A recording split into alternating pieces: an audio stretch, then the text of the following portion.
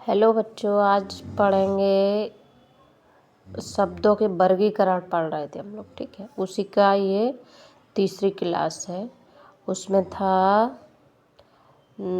उत्पत्ति के आधार पर कितने प्रकार के, तत्सम, तद्भव, देशज, विदेशज। ठीक है, अब हुए रचना के आधार पर शब्द भेद। क्या है? रचना के आधार पर शब्द भेद। तो कितने प्रकार के होते हैं? देखो, उत्पत्ति के आधार पर 4 प्रकार के होते हैं, पीछे पढ़ चुके हम लोग। ठीक है, और यह है रचना के आधार पर कितने? 3 प्रकार के। कितने प्रकार के? 3। रूढ़ शब्द, यौगिक शब्द और योग रूढ़ शब्द। ठीक है, चलो पहले इसको पढ़ते हैं। रूढ़ शब्द देखते हैं। रूढ़ शब्द ऐसे शब्द जो किसी वस्तु के लिए निश्चित किए गए हों तथा जिन शब्दों के सार्थक खंड न किए जा सकते हैं। ठीक है, उन्हें रूढ़ शब्द कहते हैं। चलो इसको देखते हैं। जैसे एक नाम रख दिया घर का। ठीक है, घर, तो ये इसका कोई हम खंड नहीं कर सकते। इसको अलग अलग कर दिया तो ये कोई मतलब का नहीं है। इधर अगर कर दिया इसको अलग तब भी कोई मतलब का नहीं है। ठीक है, जिस शब्द के खंड ना हो सके।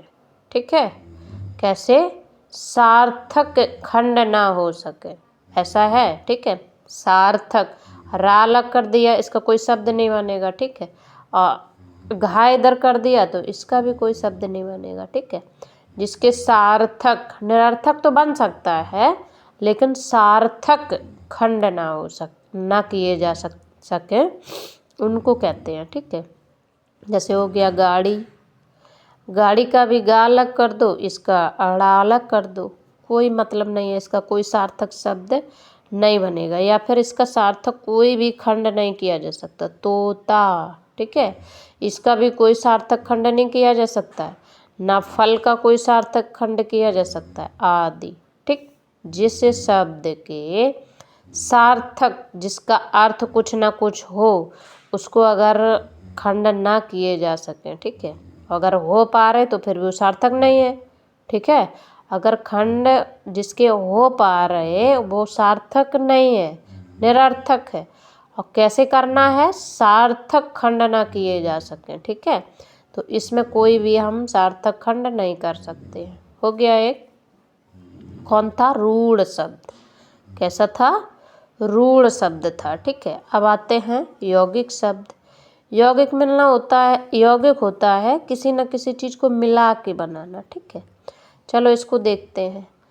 यौगिक शब्द, जब रूढ़ शब्द में कोई अन्य शब्द या सार्थक शब्द खंड जुड़ जाता है तो इस प्रकार से बने शब्द को यौगिक शब्द कहते हैं। चलो इसको देखते हैं। ठीक है, यौगिक शब्द ये शब्द हैं और ये खंड किए हैं। ठीक है, ये खंड किए हैं उसके। चलो देखो, रसोई घर, ये किस में था? रूढ़ शब्द, रूढ़ शब्द में था ये। ठीक है, इसके कोई भी खंड नहीं। अब इसका ये अलग हो गया और इसमें स्पेशल जुड़ गया। ठीक है, घर तो है लेकिन इसमें रसोई अलग से जोड़ दिया तो फिर रसोई घर। इसका रसोई अलग कर दिया, धन घर। ठीक है, सार्थक खंड है ये। घर बना है। ठीक है, घर है और रसोई ये खाने बनाने वाला काम है इसमें। ठीक है, फल भी जानते हैं हम। फल आगे देखो, यहाँ वही रूढ़ शब्द लगा दिया है। यहाँ उसमें ये था, इसमें ये है।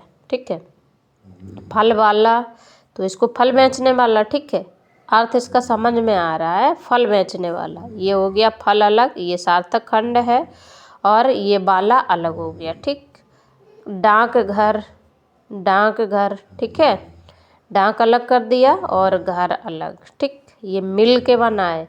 विद्यालय ऐसे इसलिए लिखा है, इसमें जो दा है ये आधा है। ठीक है, ये आधा है तो इसमें हम हलंत लगा दिए।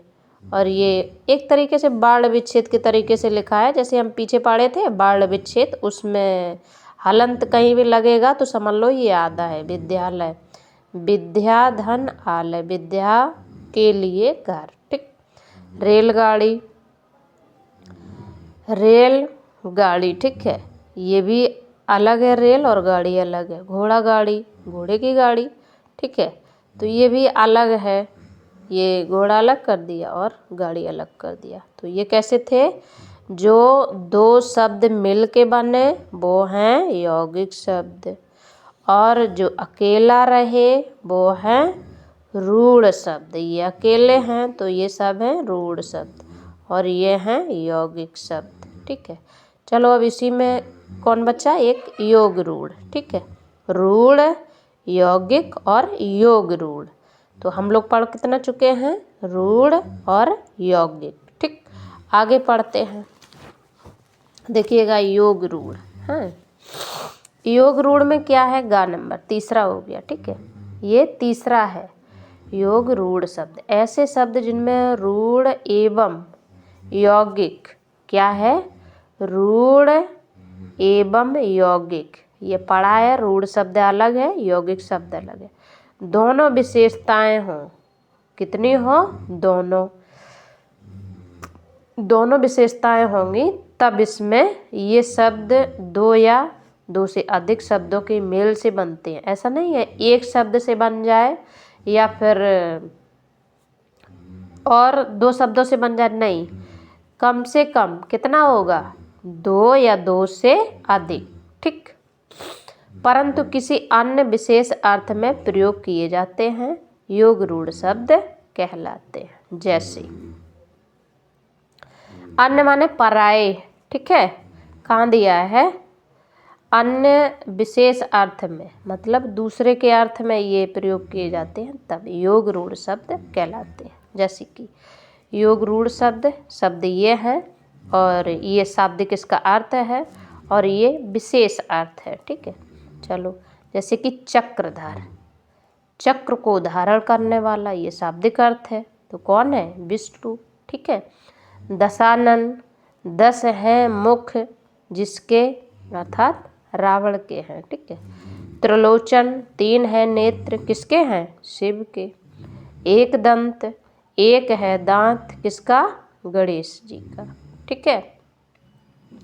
तो ये आपके तीनों पहले हुए उत्पत्ति के आधार पर 4 प्रकार के शब्द। कौन? तत्सम, तद्भव, देशज, विदेशज, ठीक। अब हो गए आपके रचना के आधार पर। रचना के आधार पर रूढ़, यौगिक, योग रूढ़, ठीक। 2 आपका कंप्लीट हो गया, और इसी से विराम लेते हैं, ठीक है। और इनको याद करते रहिए, स्कूल आते हैं तब फिर हम पूछते हैं आपसे, ठीक है। और गृह कार्य पर डे करिएगा भैया, ठीक है, गृह कार्य पर डे करिएगा, ठीक है। ये आपकी जिम्मेवारी है और मेरा काम देखना मेरी जिम्मेवारी है, ठीक है। आते हैं फिर हम चेक करते हैं, ठीक है। Okay, bye. और शेयर भी करो इसको, ठीक है, पहुंचाओ बच्चों के पास, तभी तो पता चलेगा, नहीं तो पता पड़े सर्दी में खेलते खेलते सारा दिन बीत गया है। पढ़ना है टाइम से, ठीक है।